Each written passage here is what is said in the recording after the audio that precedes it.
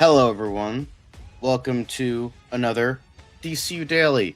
I am start of the week, guys. A whole packed week of all kinds of wonderful things to talk about. Obviously, since it is Monday, we are going to be talking about this past weekend's box office, mainly the big Paul Thomas Anderson film, one battle after another, and then some controversy in regards to an AI actress.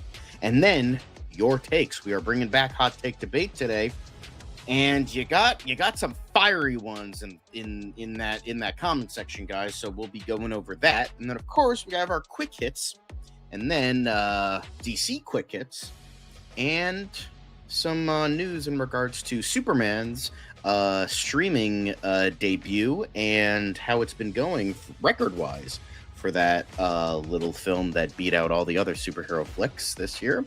And then the last bit of news, unfortunately, in light of the most recent episode of Peacemaker, a certain dance has been banned from Fortnite. So we're going to be getting into that, and then of course a whole bunch more. But let's have Ryan Gosling tell us we're enough, and then formally start the show. It doesn't seem to matter what I do. I'm always the number two. All right, mister, I need to paint my abs on to get nominated. You don't see Robert Downey doing that. You're kidding. You're kidding. I can't open the envelope without the... Warner Brothers is heading back into the Matrix with a new movie in the works. Wonder what other surprises are in store. I want to be Bruce Wayne. I like that. You're gonna love me. There's the shot right there. That. Okay, we don't need to see chorus. Right there. You look ridiculous. Well, not no more, he don't. What, dude? I can barely understand you. Your accent's insane. What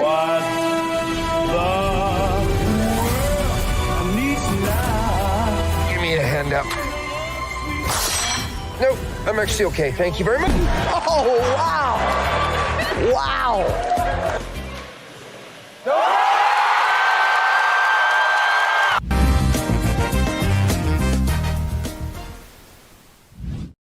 Boom. Here we are. Let's now get into the news. So we are in the news, doing the news. I am John. Very nice to see all of you today. Dan cannot join us today because unfortunately there was a bit of an emergency. So everything's okay. It's just he had to take care of something, because that's how it be. Sometimes that's how it be. But I wanted to greet some people that are in the chat. Tony's in the chat. Monique and Tony tend to be the early birds in regards to the show, which not complaining. We love to see you posting and your emojis and all that fun stuff. So thank you for your wonderful presence early. But speaking of early presence, no, that doesn't really fit. Anyway, one battle after another. So the newest Paul Thomas Anderson film, which is already getting tons and tons of Oscar buzz, apparently it has gotten 22 million plus debut for it's okay, Tony. We still appreciate you. But One Battle After Another has apparently gotten a record debut for Paul Thomas Anderson, and it is Leonardo DiCaprio's 11th movie to open at over $20 million at the box office. So even though this unfortunately breaks the record for WB in regards to their pantheon of opening debuts, opening above $40 million domestically, it's still a pretty big hit so far. It seems to be still getting tons and tons of Oscar buzz, and it's still be getting, Leo and Anderson himself, tons of money, tons of buzz. So, that seems to be pretty good. But it has specifically gotten a U.S. and Canada opening of $22.4 million and a global net of $48.5 million. And we'll see if this is a hit because of the $130 to $140 million production cost. So, of course, it's got to throw a couple other things under the bus, but this is not another bloated, high-priced auteur affair like Joker Folie à Deux, A Big, Bold, Beautiful Journey, which came out a couple weeks ago, or Amsterdam falling short at the box office with lackluster audience scores. Apparently, it has a cinema score of, and a really good cinema score, 74% definite recommend. It's got an A+. It's got tons of great reviews. It's been getting so much Oscar buzz. I saw the film over the weekend. I was not thoroughly impressed. Obviously, we'll be doing a movie talk madness tomorrow all about it. So that is fair.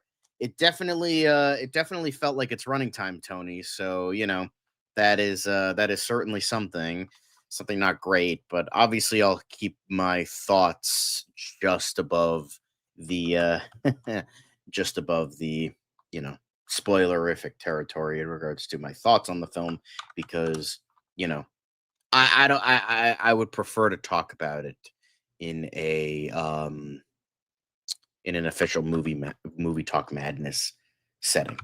So with that, we're going to be, showcasing what it is. As I said, $48.5 million global opening, and it's the biggest ever, as it says.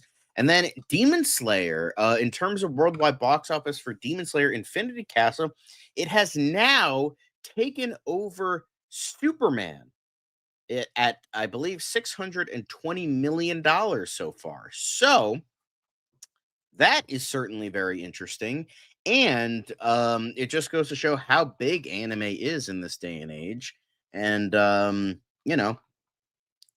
congrats to them, but also congrats to One Battle after another.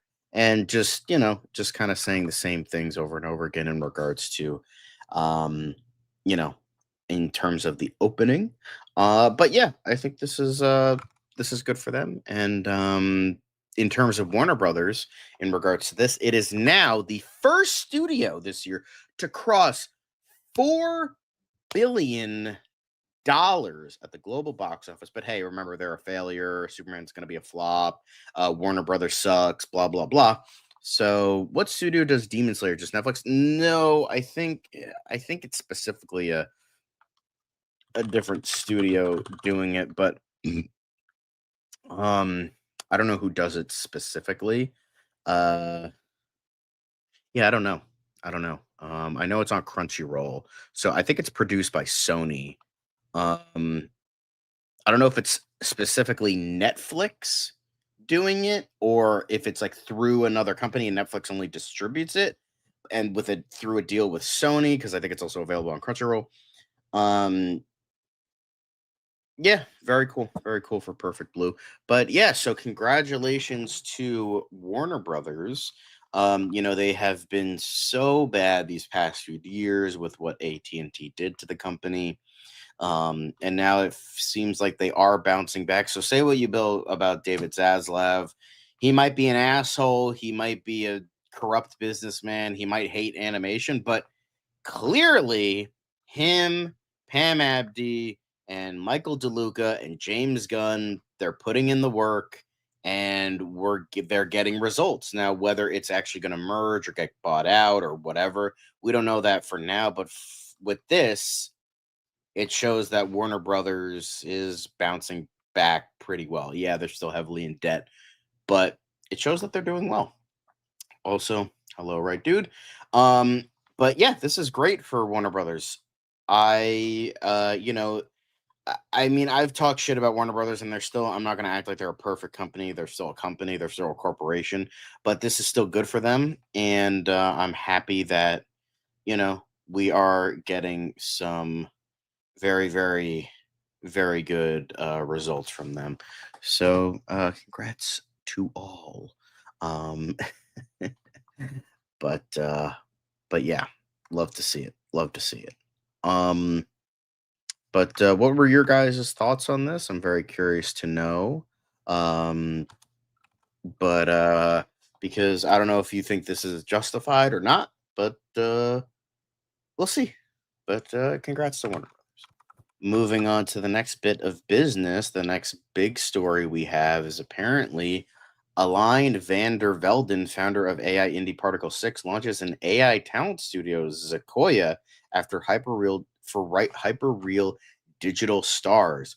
As AI continues to infiltrate the entertainment industry, infiltrate is definitely the right word. Particle 6 founder and CEO Elaine van der Velden is taking it one step further with the launch of Zakoya, an AI talent studio designed to create, manage, and monetize a new generation of hyper-real digital stars.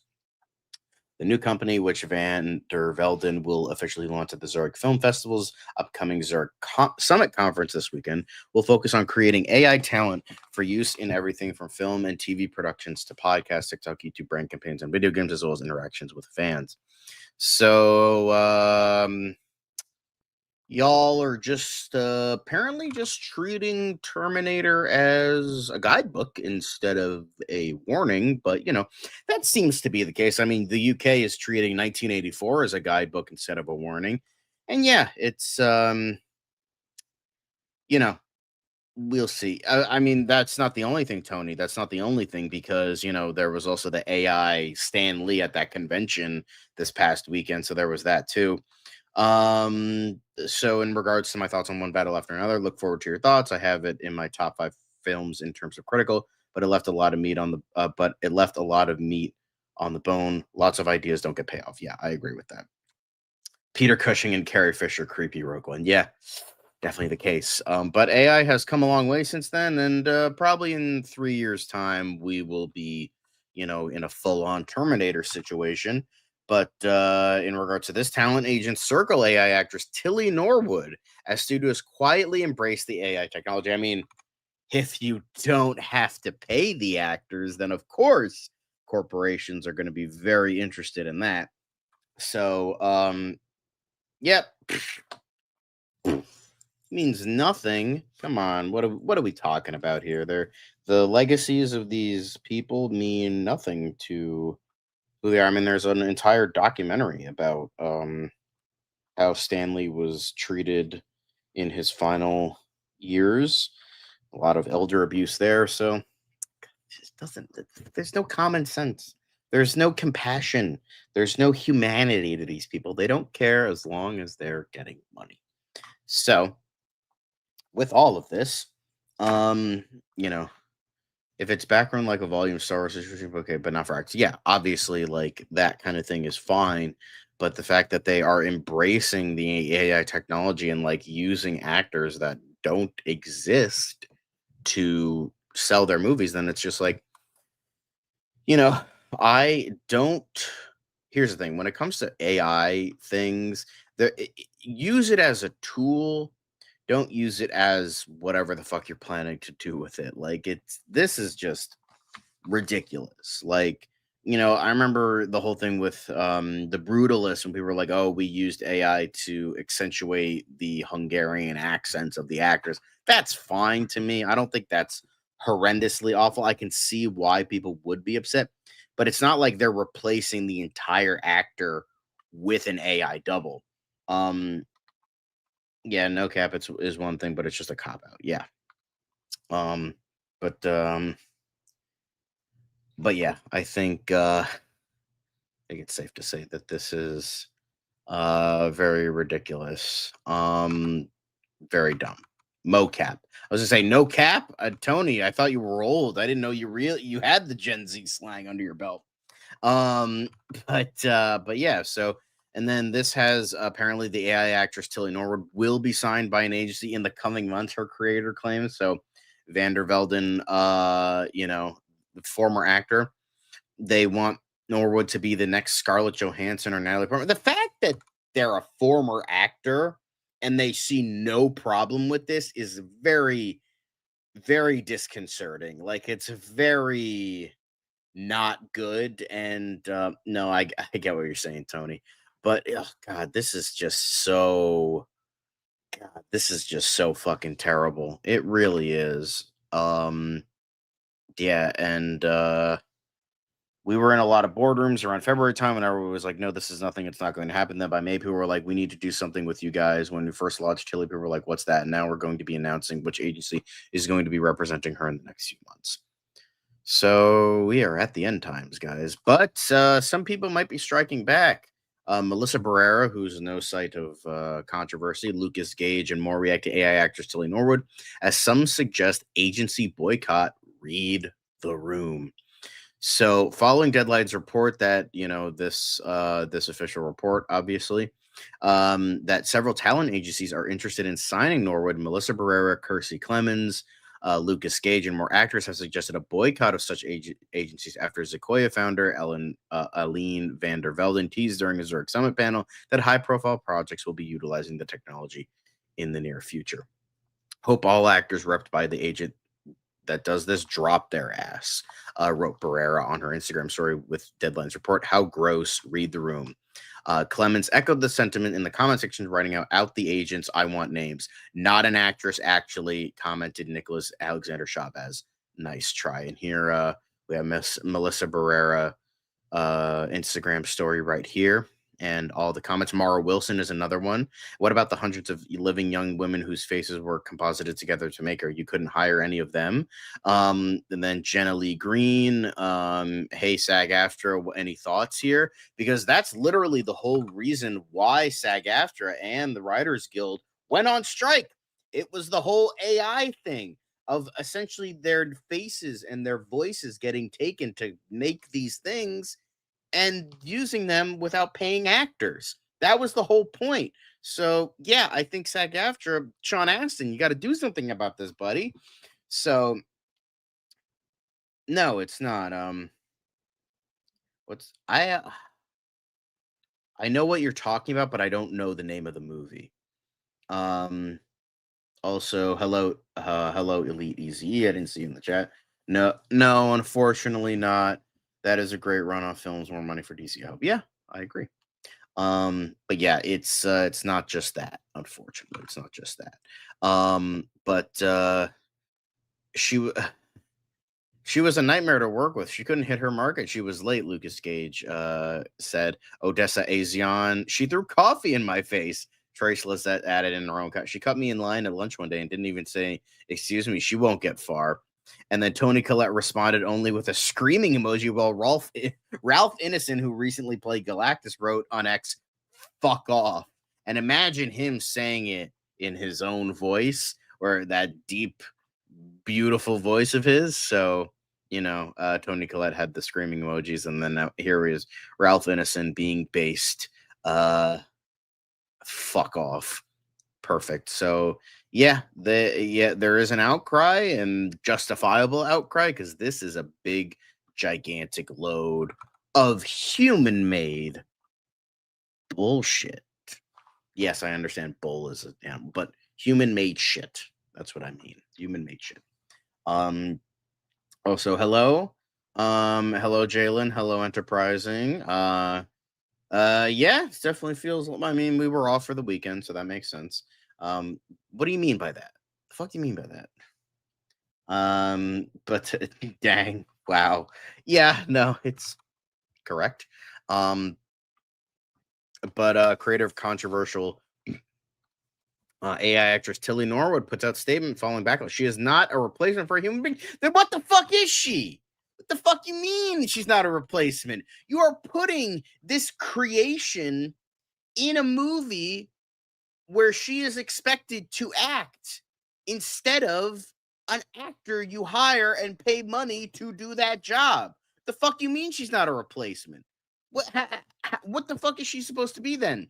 Oh, just a creation that's inserted into a movie and used as an actress?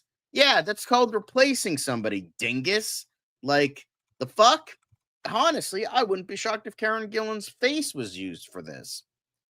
She kind of reminds me of Kaylee Spaney and Haley Steinfeld as well. Also, hello, Movie Spud. Nice to see you. But yeah, this is a big load of horse dung. But she had this to say: to those who have expressed anger over the creation of my AI character, Tilly Norwood, she is not a replacement for a human being, but a creative work, a piece of art. No, she's coding. That's not art. Like many forms of art before her, she sparks conversation, and that in and of itself shows the power of creativity. I see AI not as a replacement for people, but as a new tool, a new paintbrush, just as animation, puppetry, or CGI open fresh possibilities without taking away from live acting. Yeah, but actual people are still putting their talents at work. Animation still requires people. Puppetry requires people. CGI requires people to sit at computers or to sit at a desk, whatever the animation or puppetry or CGI is, whatever it is, it still requires people for days, for weeks, for months, for even years to work on this thing to put into a movie. You still need the people. This AI thing is not a person. You're just putting in something into a fucking computer, just like, and there you go. Oh, there's an entire performance that's going to get Oscar nominated because you put some bells, whistles, and letters into a fucking computer. That's not art. That's not creativity. You're just inserting coding into a computer. That doesn't require anything. That's not art. That you're just inserting shit into a machine and they spit out this fucking bitch. That doesn't mean what it is. Come on now.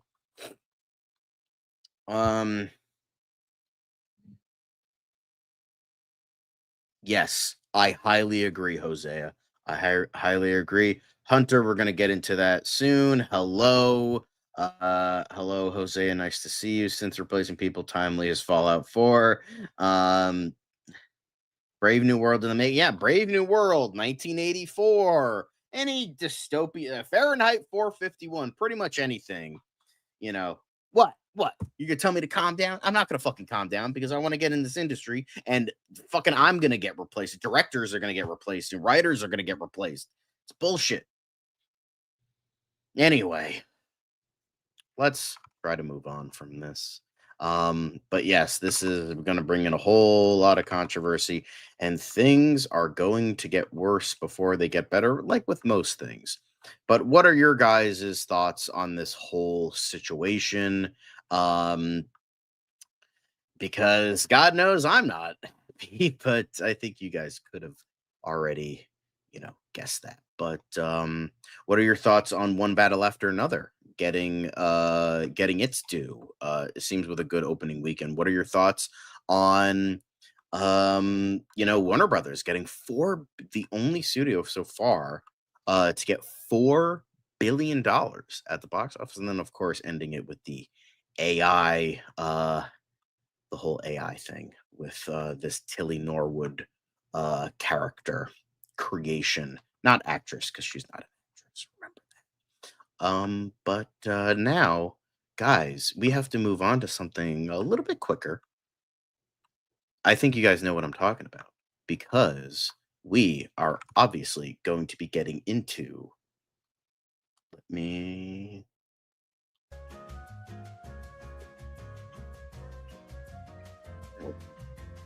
Let's get into. Actually, I apologize. We don't have quick hits. Well, we are going to have quick hits, but I forgot. We have one more thing before we move to quick hits, and that is indeed hot take debate. So let's play that intro and get into hot take debate. I apologize. I'm jumping the gun. I apologize, but we're getting into hot take debate now. So let's get that started. Who is that? Retarded. Retired. I'm already in the void. I'm not trying to get canceled again. I don't like you. And when you take on the responsibility, great power will come. Chicks dig the car. This is why Superman works alone. Black rubber. Ooh, you nasty, mon beauté rouge. Les éléments temps relais, hein? Not a single word. You bring your scarred psyche. I'm about to make a name for myself here.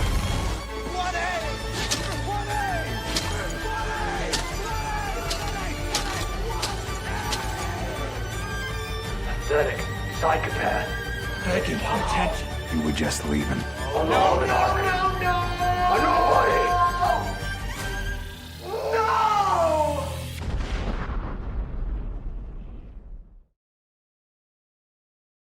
Beautiful, ain't it? So here we are. Let's get into this wonderful hot take debate. You put them up, we knock them down. The quickening aborted. I agree, M2G. Mortkana, nice to see you. But W winning, don't effing sell. Yes, I agree. Yes, the quickening was. I do want to see one battle, but maybe when it hits streaming. I agree with that. I miss Star Wars, Star Trek Friday. Hi, Morkat. Boom, boom. Hello, D Cole. Hello. They got yellow cake. Black Bush. What? Yeah, go. You can go to the main comment section on that post and talk about this wonderful little bit we have here. But yeah. So let's get into the wonderful. I gotta hold on. Let me just double check something real quick. I don't think we have hot takes, a hot take thing. Um, hang on. I'm just looking. Hang on a second. Uh, let's see if we have the music for it. I don't think we do, but do we have hot take music? I don't think so. Never mind. Okay. We don't have a hot take, but we do have this. Anyway, so let's get into the hot takes before I filibuster for too long. And here we go. First thing we have, I believe we already talked about this. Star Trek better than Star Wars? Yeah. Hang on a sec. Let me. Might have downloaded the wrong one.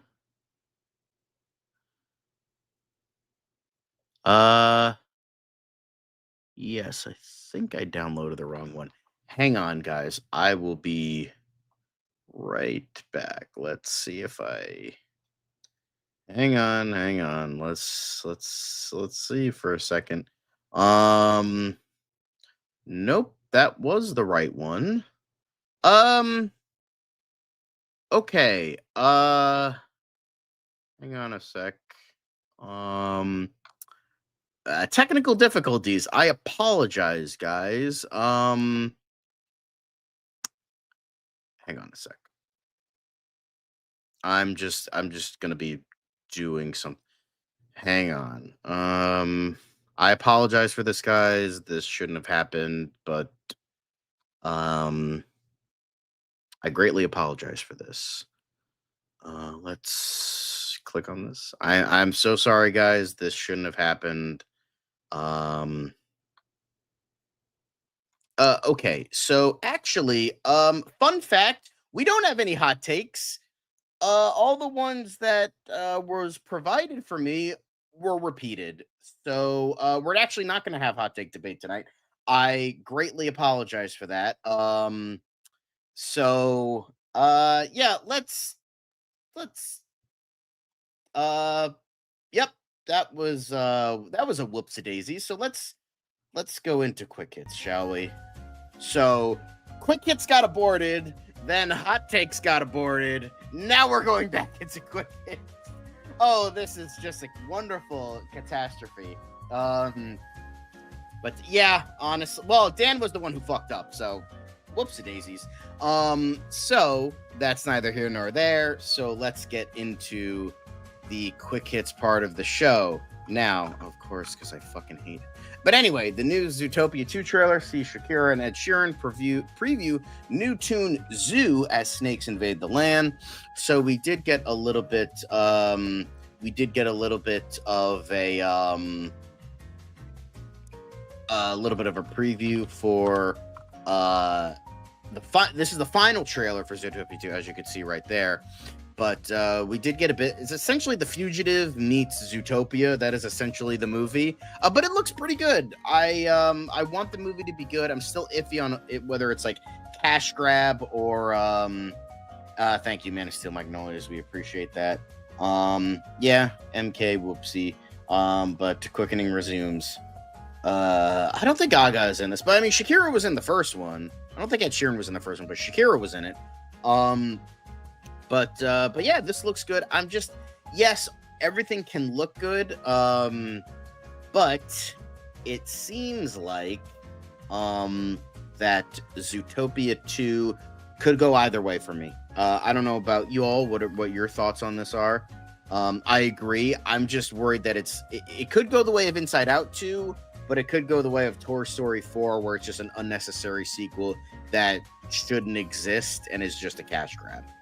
But it seems like they're building out the world. It seems like a good premise, even though it's kind of been done many times before. But hey, they're really truncating and double downing on the buddy cop formula. So, yeah, I think I hope this is good. It looks good from the trailers. It looks good from this trailer. So I just hope it is in fact very good. And speaking of animals, Bad Bunny is to perform at Apple Music 2026 Super Bowl halftime show, and all the straight white Christians are now clutching their pearls that a Puerto Rican man is doing the halftime show. But I mean, where were all these people when Kendrick Lamar were doing? Oh yeah, also complaining. That's why. But congrats to Bad Bunny. I'm not really a huge fan of his music, but I know that he is beloved, and a lot of people do, and that's awesome. Like, good for him. He sells out stadiums constantly. But yeah, I think congrats to him. I think people need to fucking calm down about Bad Bunny, but yeah. Again, it's just one of the cases. I'm personally not a fan of his music, but I know a lot of people are. But yeah, I think he's a decent actor. He was one of the best parts of Happy Gilmore too, and I think he was pretty funny in that, and clearly he's talented. So yeah, congrats to him. I hope he does a good job, and we move on. But apparently Cat Video Fest pounces on $1 million Dead of Winter Eleanor the Great top indie debuts. Cat Video Fest has clawed past the $1 million mark, an achievement for the franchise launched in 2016 by filmmaker Will Braden, who apparently does a darn good job curating the best cat videos from across global social media. It was a nice specialty weekend with moderate releases. Dead of Winter, Eleanor the Great, and a splash of Rocky Horror, one battle after another from Warner Brothers. Rep the best opening ever for indie auteur Paul Thomas Anderson. So Cat Video Fest from Oscilloscope Laboratories saw a $6,000 weekend on 5 screens, putting it over $1 million. I don't even fucking know what this is. It a movie? Is that what this? I have no fucking idea. Is it like a film festival? What the fuck is this? I'm looking it up. Hang on.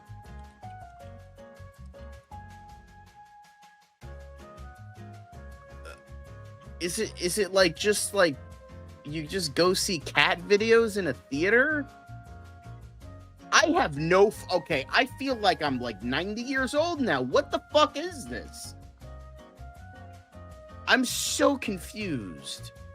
We set out to build on the past successes of Cat Video Fest and to make this edition. So is it movies? Is it just like cat videos? What is this? Why are they talking about movies? Why are they? Okay. Jill Goldsmith, I think, like, has like ADHD or something, because like I have no fucking idea what this is even about. Like, is it like a film festival that shows off movies? Is it like you go see cat videos in a theater? I'm so confused. What the fuck is that? It's too late to have my head hurt this much. I'm going on. Bye-bye. If this is my fate, well, fuck it. Fallout star Walton Goggins responds after Pete Davidson predicts fans will turn on him like they did with Pedro Pascal. And, he has said, you know what? Fuck it. Yeah. So, they're going to do it to Walton Goggins when we next, we talked about this. Goggins has now issued a comment on Instagram after seeing the Hollywood Reporter story on Davidson's predictions. He said that he suspects some people are tired of hearing my homilies, as didn't blame fans for that, but insisted he has to talk about various projects he's coming out with to honor all those that worked so hard to bring those into fruition. So, yeah, I don't think it's going to happen to Walton Goggins, because the man has been part of the industry for fucking decades, and, but yeah. Way to go, Walton Goggins. He's like, I don't really give a fuck. I'm going to continue acting. I'm going to continue doing my thing. So if people don't like it, they can frankly suck my ass. And you know what? Good for him. Yeah. So, there it is. Way to go, Walton Goggins. We love you. We stan Walton Goggins in this household. But on the other side of the fence, we have J.K. Rowling trying to remain relevant. Apparently, J.K. Rowling has attacked the ignorant Emma Watson and reveals the secret letter that shattered their relationship. So apparently, so she wrote how Watson had ignorant views on the rights of transgender people and published a letter that shattered their relationship. Her intervention comes after Watson appeared on a podcast last week, during which the actress she still has love for Rowling and is grateful for the creation of Hermione Granger, but is set at the tone and nature of the debate around the gender diversity.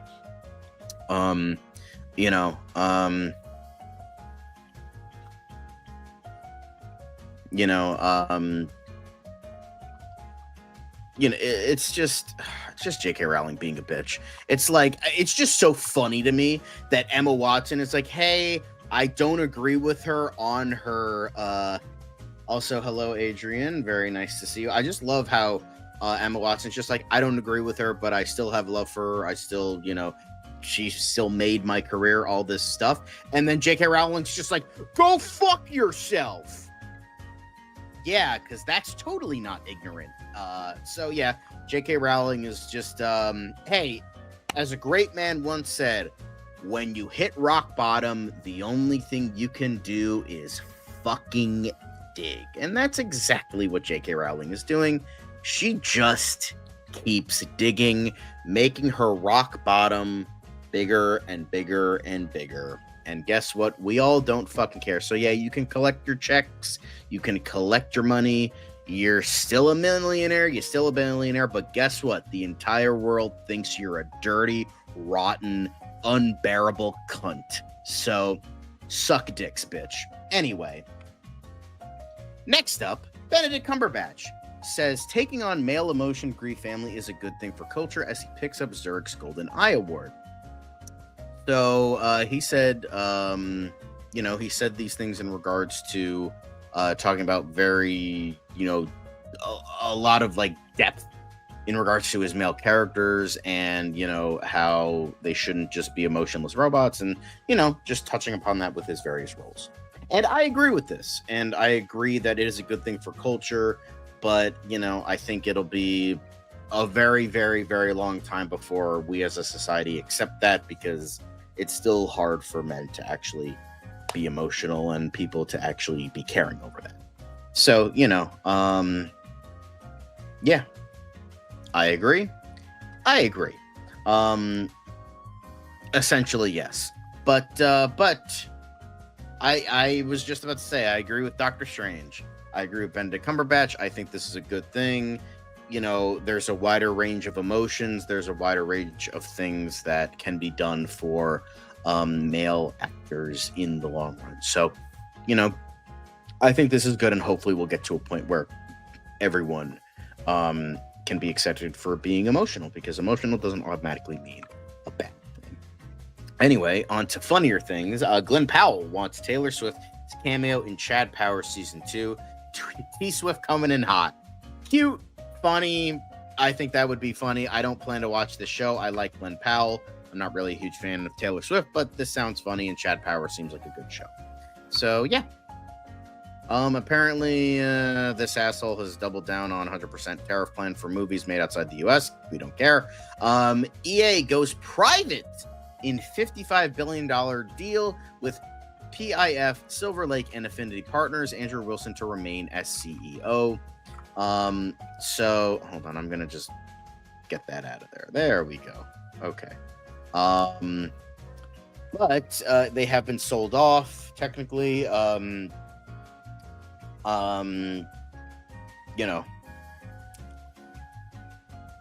Yeah, pretty much. And then, so this is very interesting. Now, some people view this as a win. Some people view this as a loss. We can't really say for sure right now. A lot of people are already boycotting EA. They're like, I'm part of a lot of Sims groups.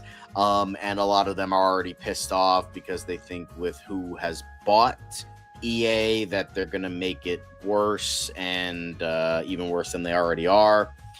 So, yeah, but, the man who went bankrupt 7 times just doesn't understand that.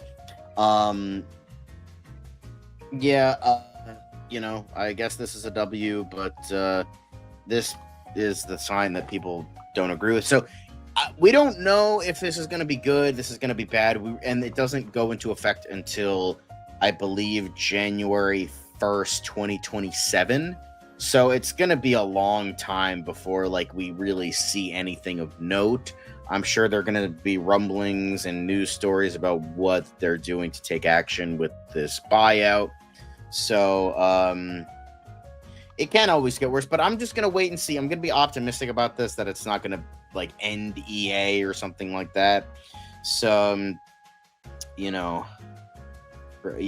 exactly. Enterprising. Yes. Finally, someone who speaks English. Yes. Thank you, Enterprising. I full on agree with this. I think it's too early to tell if this will be the end or a new beginning for EA. So, yes, we already knew that. But, that's definitely the case here. So we'll just have to wait and see. Next up, K-pop Demon Hunter singer set debut for live performance on Tonight Show starring Jimmy Fallon. So, yeah. So all you K-pop Demon Hunter fans, if you really want to see them sing live, then check into Jimmy Fallon's Tonight Show. I don't think people are that desperate, but you can see it on YouTube after the fact. But then Zach Bryan breaks record for largest concert audience in the U.S. with Michigan Stadium Show. So the 29-year-old country singer it's apparently sold out the show in the Michigan Big Bowl, I think it's what it's called. But yeah, so good for him. I think it was like 112,000 or something like that, something ridiculous. But actually the numbers might be, 112,408, setting the record for the largest ticketed concert audience in U.S. history. However, the largest still, I believe, goes to Rod Stewart in 1994 in Brazil, which was like 3.5 million people. But yeah. That's it. No, I mean, there's only so many people. There's only, because with like Burning Man and, like all this other shit and like, Lollapaloozas and whatever the fucks, like whatever the hell it is, like these concert things, a lot of them aren't ticketed, so they might have bigger audiences, but they're not ticketed, so they don't know. But this is the biggest in the US so far for a ticketed show at a certain place. So yeah. Way to go for Zach Bryan. And a big one, apparently the Simpsons movie, a new Simpsons movie, is set for 2027 release. So it's been 20 years since the last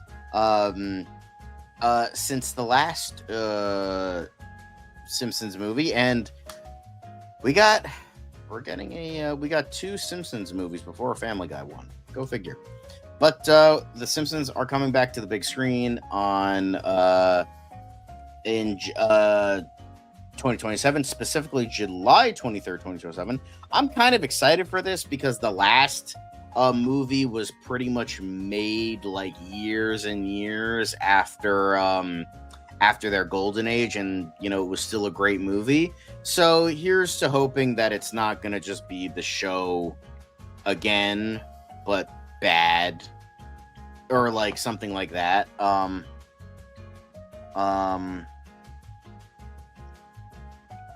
on steroids. Yes, I mean, I love the original film. I had a lot of fun. I saw that twice in the theater. So there is that, and I can't wait for this because I had a lot of fond memories of watching the original. I own it still to this day. It's a lot of fun. It has a lot of great comedy, and 2007 was way past the Simpsons golden age. So my hope is like they'll actually put a lot of effort into the 2027 release. So that's my hope, but it is, Fox owned by Disney, so we'll just have to see. But we'll wait for a trailer to see if it's good or not. But I'm excited for this. And then finally, The Naked Gun sets streaming date on Paramount Plus. So for all you guys that wanted to watch it, well, you can watch it on Paramount Plus September 30th in the US and Canada. So anybody not in those two countries, well, you're shit out of luck. But if you are, I would say I recommend, if you have it and you want to see it, I say go watch it. It's such a fun time. It's in my top 15. It was in my top 10 for a while, but it got booted out with I think with The Long Walk. But But yeah, took them long. Yeah, but Naked Gun, good stuff. Liam, definitely a thumbs up. So, with that, that's the end of the quick hits, guys. I greatly apologize. No more quick hits, but that's okay. But yeah. So now I will thank everyone for watching this part of the show. And we are going to soon be moving on to DCU Daily, which shouldn't take too long, not a ton, but we do have stuff to talk about, so we will see. But yeah, thanks for watching the news portion. Make sure to like, comment, subscribe, and click the notification bell so you know when we go live. But now it's time for DCU Daily. It's another project that's been blessed from the beginning. There's the shot right there. That. Okay, we don't need to see right there. Hey, buddy, eyes up here. Now you want to get nuts? Let's get nuts. Here we go. Victory mine. Ask me how am I doing? I'm telling you, really, I'm doing sublime. I never wait in the stewardess line. I just go do it. I'm moving my time. Really had nothing to do with it. How am I moving? I'm moving like you want to shine. Follow my lead. Don't listen to lies. I had to put me all in the line. That's why I know that victory's mine. I prefer Jared Leto. Hunka hunka.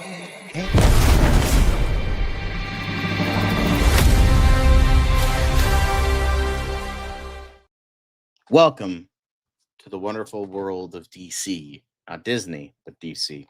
I am your host, John. Very nice to see you after that short break. Probably forgot who I was. It was a very long intro, so just gotta remind people that I'm in fact John. Nice to see all of you. But we are talking about DC time. So quickening slows down, yes thing. Well, maybe not, because that movie was terrible, apparently. So, Superman, yeah, I mean, well, but so to be fair, so was Ultraman.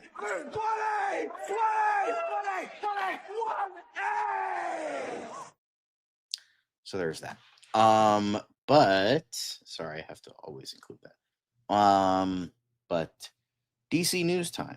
And first things first, Matthew Lillard.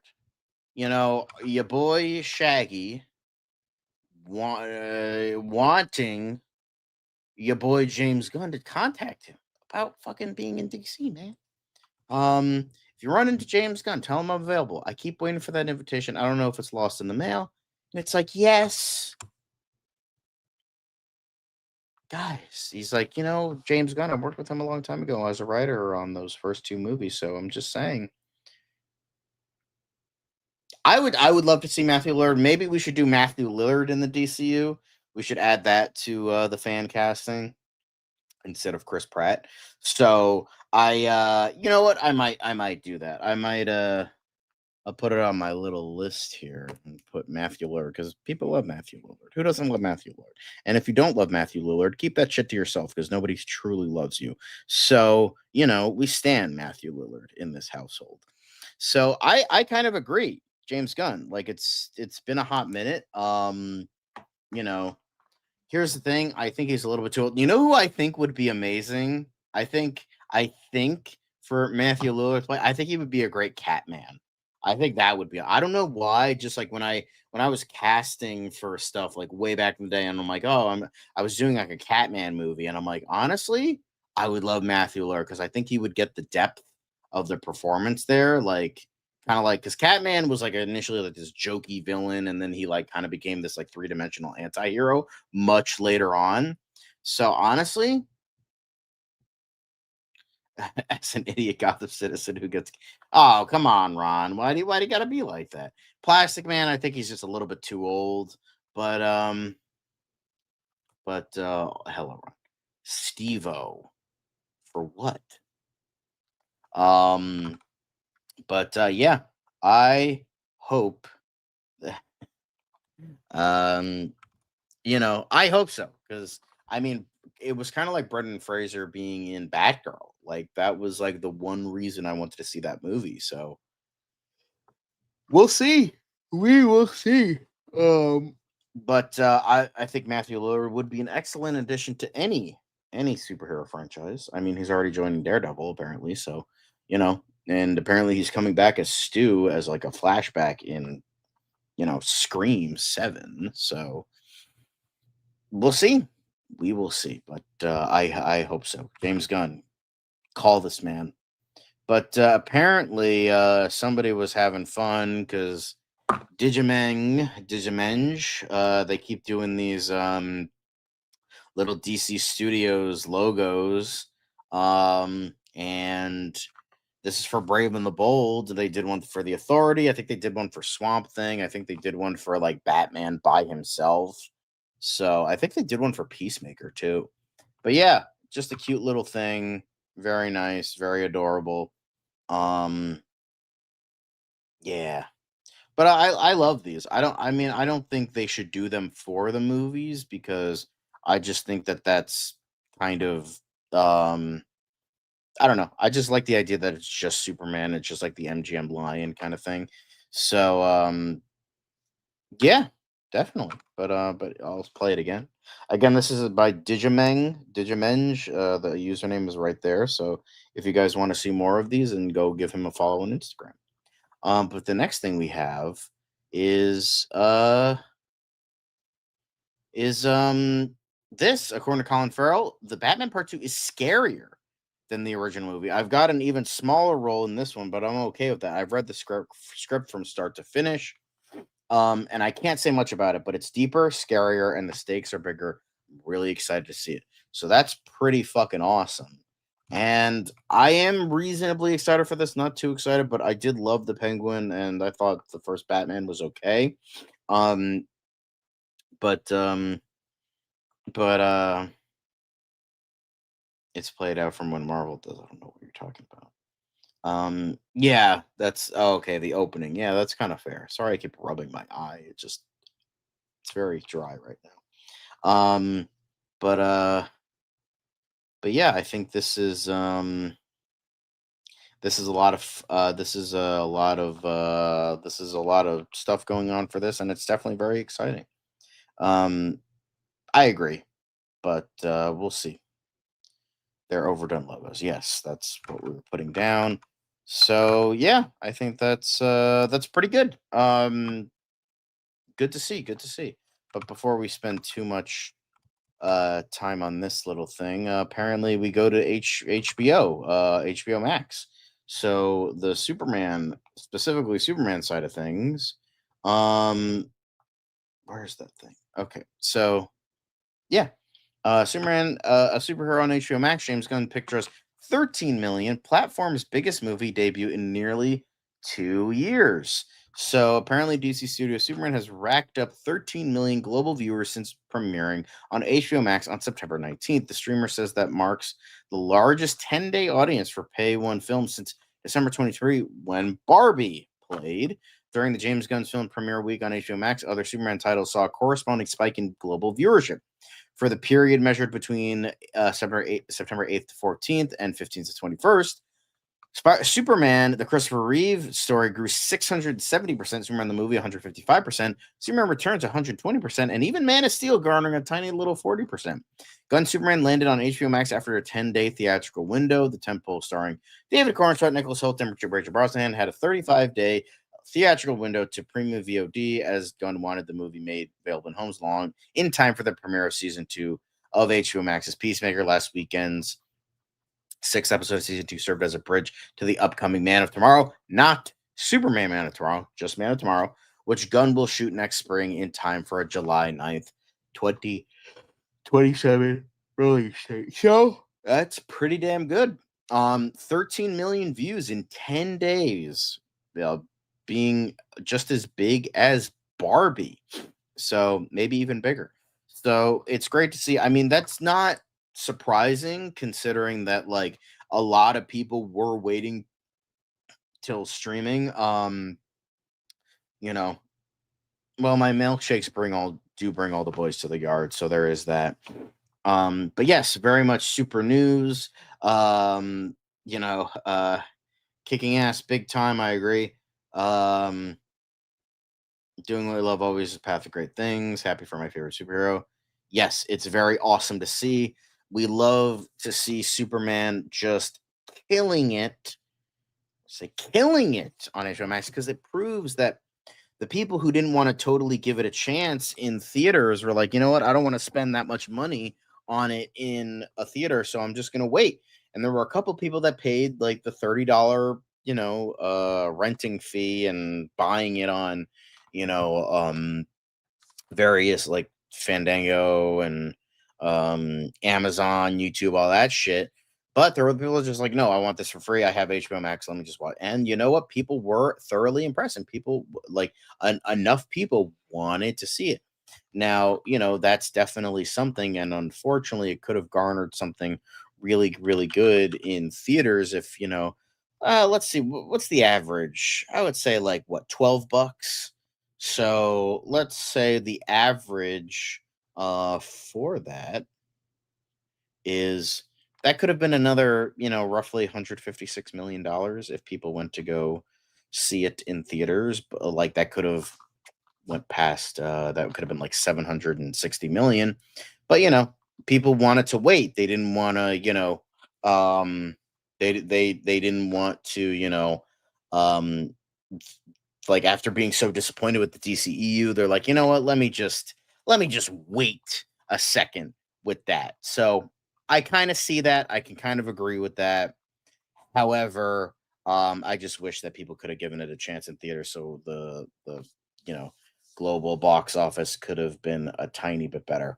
Um, I would it's tough to say because it's like, oh, the money, it didn't make as much money, yet it did receive critical acclaim from a lot of people. So yeah, so hopefully with this, with the 13 million people seeing it and liking it, and then, well, maybe not, like, maybe I would say, like, if we're going by Rotten Tomatoes, like maybe 80 to 90% of people liked it. That's roughly like 10 million.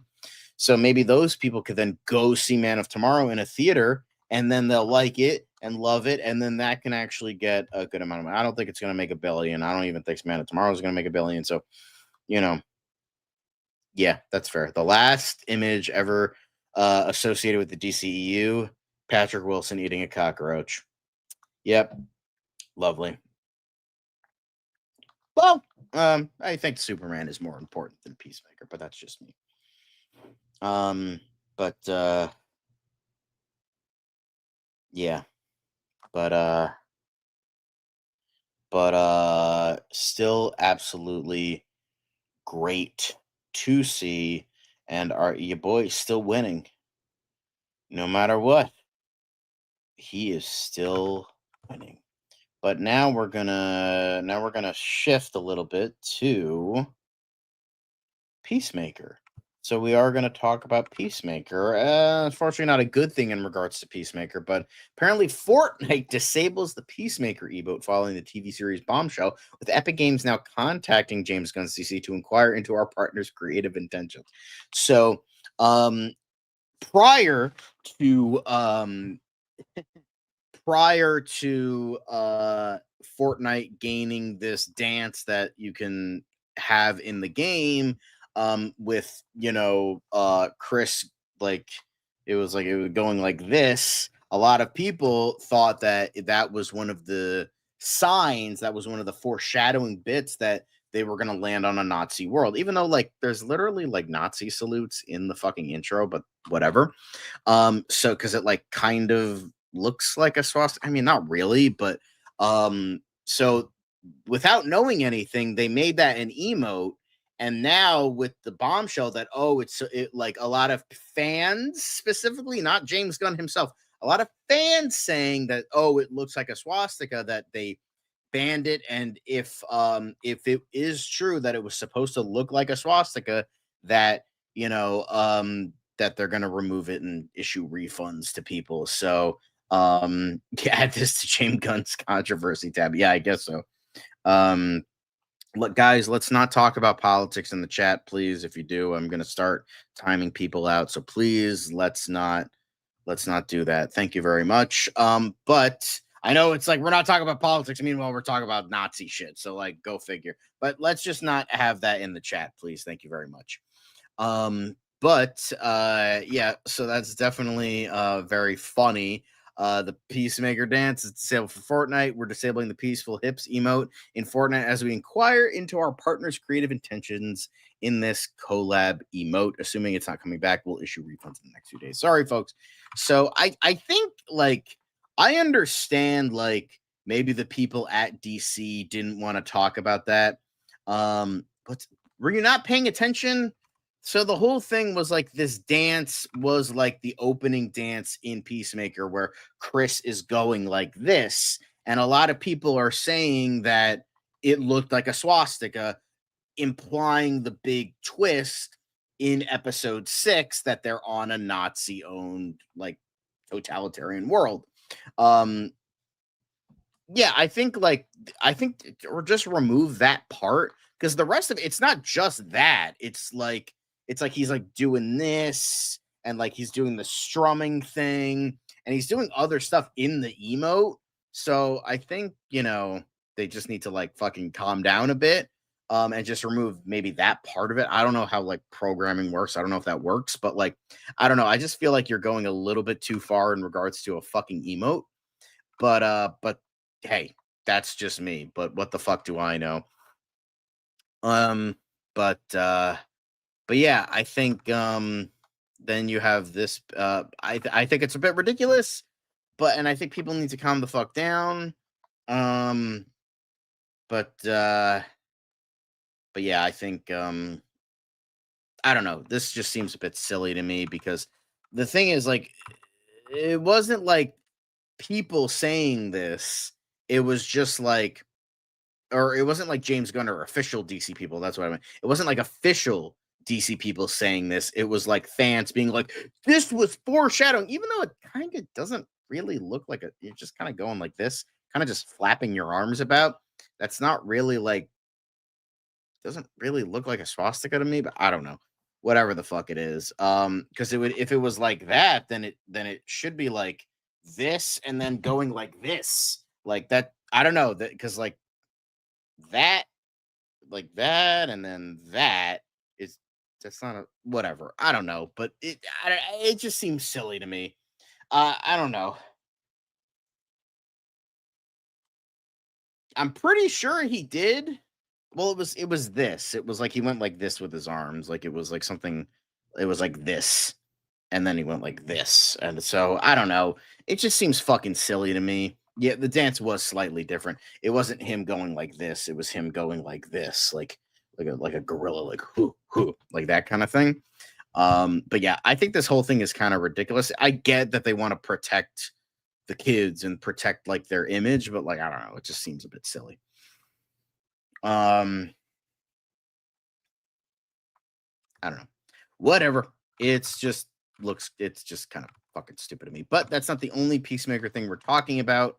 We have this, James Gunn talking about it. Superheroes and spies have a whole different set of relationship issues, especially when you're involved with the love of your life's alternate world doppelganger. See how things get even worse this Thursday on Peacemaker. So just teasing what we have in store for next. Obviously, we can't like show this for very long.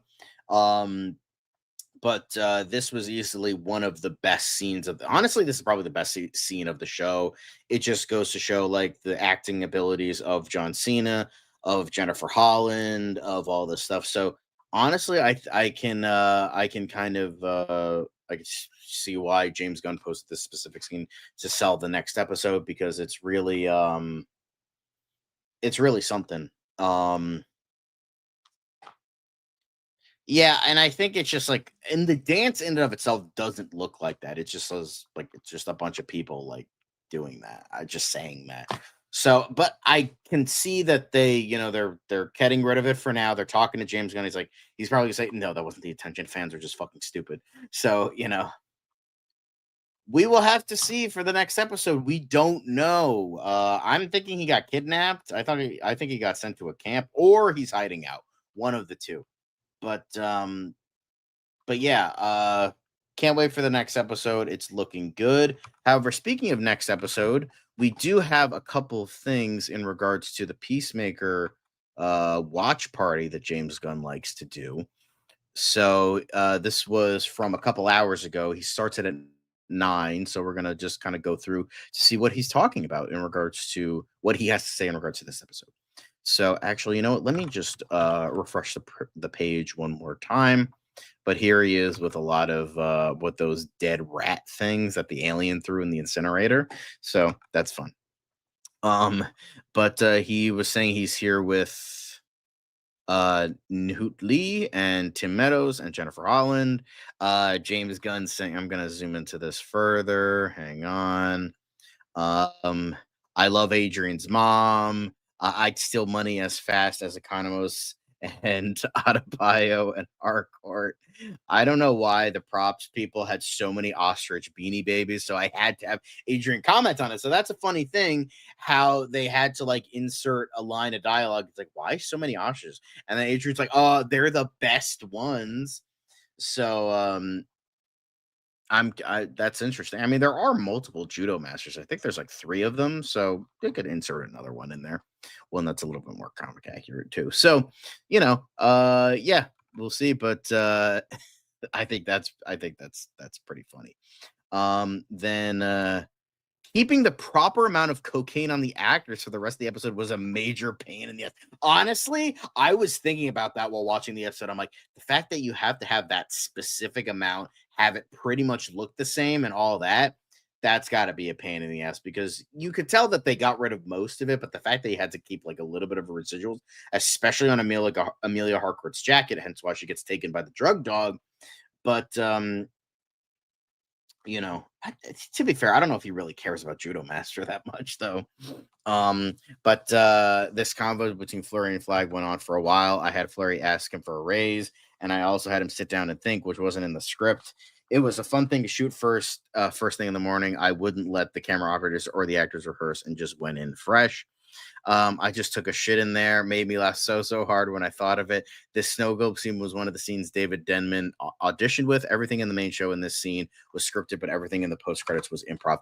I will say, I don't know if anybody else. Yes, cocaine and fentanyl. Thank you, Dark Elite Easy. But I think, honestly, I didn't like the snow globe scene. I thought it reminded me of like a cringy scene from season 1, because it just went on and on and on. And the fact that the post-credit scene was that, I'm like, I'm not even watching that. I think, I don't know. I just felt it was cringy and not very funny. It reminded me of the stuff that was in a lot of season 1, like a lot of that cringy comedy. Hello, Emo Nerd Girl, nice to see you. We're kind of at the tail end of the show here, but we're talking about James Gunn's discussion on the watch party for the most recent episode of Peacemaker, which was Ignorance is Chris, episode 6. So Stephen A.G. gagged way more in the first cut, but it was way too disgusting for me, so I made our editor, Fred Raskin, cut most of it out. I love Harcourt noticing that this dimension is off mere minutes after being there. Yeah, she's a good agent. That's the whole point. The Beatles are spelled like that on Earth X, and Halloween are great in every dimension. Nick Holt was a Peacemaker fan from season 1, so was stoked when I asked him to be on the show. That's awesome. That's awesome. The fact that Nicholas Holt actually liked the first season, even way before like he was even close to being a part of this universe. That's awesome. That's awesome. Oh, that's a good idea. But to be fair, in the episode 7 promo, you do have people already leaving, so we'll see if they come in. I don't think they will, but I would love to see. Nazi. Anyway, I mean, I would love to see GI Robot send more Nazis back to hell. So, absolutely love it. Rick Flag isn't as smart as he thinks he is. Scorpion and the Frog, anyone? I don't know what he means by that. The interrogation room scene is my favorite. One of my favorites ever. Really, honestly, I would be of 2 if I fucking wrote that and I was on, that. And I think that's pretty good. Because it really showcased the power not just of the acting ability, but what we've been going through with these characters since Peacemaker season 1. Because as I've said, I don't hate Peacemaker season 1. I just think that the best stuff was the stuff that they didn't really comment on. So it was mostly like comedy stuff, which isn't bad, but I liked the character stuff more. Yeah, exactly. But I don't know. I think it might be a little bit too much, and he's too big now. Although he might be like a transformer kind of thing where he can like turn big and then turn back to really small. So we'll see. But are you coming back or not is the part that moves me the most. And the guy who played the guard couldn't hear his cue and kept coming in at the wrong time. And it was while Jen and John were all emotional, either too early or too late. So it was very frustrating. 2 Freddy's is too fucking much. We'll get some more next week too. So this is a big one. We are confirming that we are going to get more like double the vigilantes, but he also says 2 Freddy's is too much. Now he could just mean that they're, oh my God, these guys are so annoying, and now there's 2 of them. But it could also mean what my theory is, that Vigilante 2 is going to sacrifice himself, and to stop the threat of Nazis and to have the 11th Street kids escape back to Earth 1. So, I think that's pretty good. So, and James Gunn saying 1 got out was one of the first lines I wrote when coming up with the whole season.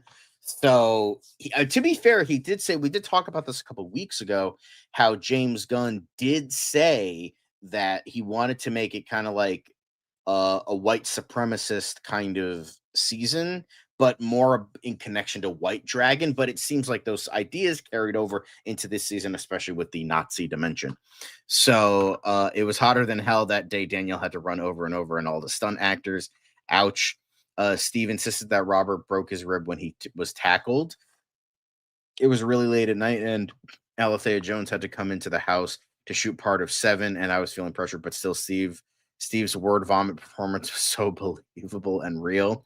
She Haunts made me laugh every time I thought of it for like 2 weeks after shooting it. If you guys think you have these characters all figured out and put into a nice little hole, next week's episode might show you that's not the case. And thanks for watching, everybody.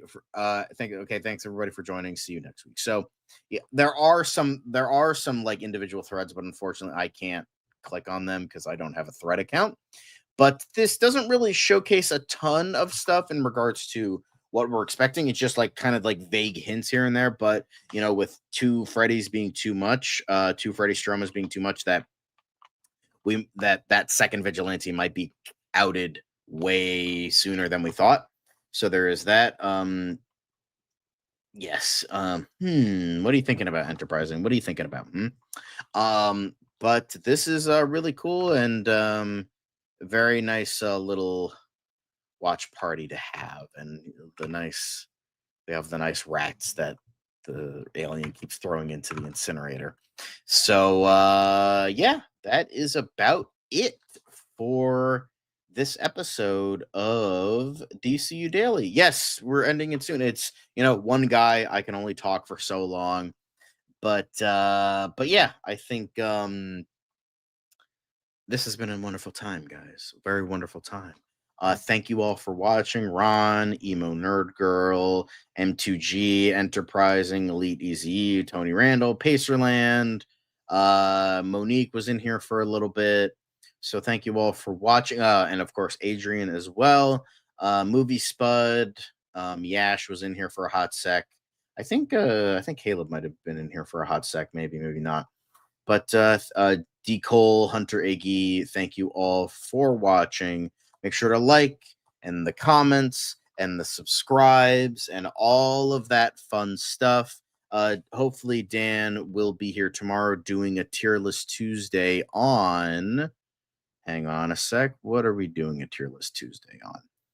Because we have it right here. So we're doing a tier list Tuesday on James Bond actors. So stay tuned for that. That's going to be a lot of fun. We're going to be ranking Sean Connery, George Lazenby, Roger Moore, Timothy Dalton, Pierce Brosnan, and Daniel Craig. Now, in addition to anybody else. No, those we're only going to do the canonical movie ones. So no like David Niven or in that one or anything like that. We're just doing the canonical movies right now. So that should be a lot of fun. But that is all I have for you today. Sorry about the hot take debate thing. Dan didn't realize a lot of those were repeats because the last time we did hot take debate, he wasn't here. So I apologize for that, but that's okay. Anyway, thank you all for watching. And remember, be blessed at the end in addition to the beginning. It's another project that's been blessed from the beginning. There's the shot right there. That. Okay, we don't need to see. Right there. Hey, buddy. Eyes up here. Now you want to get nuts? Let's get nuts. Here we go. Victory mine. Ask me how am I doing? I'm telling you, really, I'm doing sublime. I never wait in the stewardess line. I just go do it. I'm moving my time. Really had nothing to do with it. How am I moving? I'm moving like you want to shine. Follow my lead. Don't listen to lies. I had to put me all on the line. That's why I know that victory's mine. I prefer Jared Leto. Hunka hunka!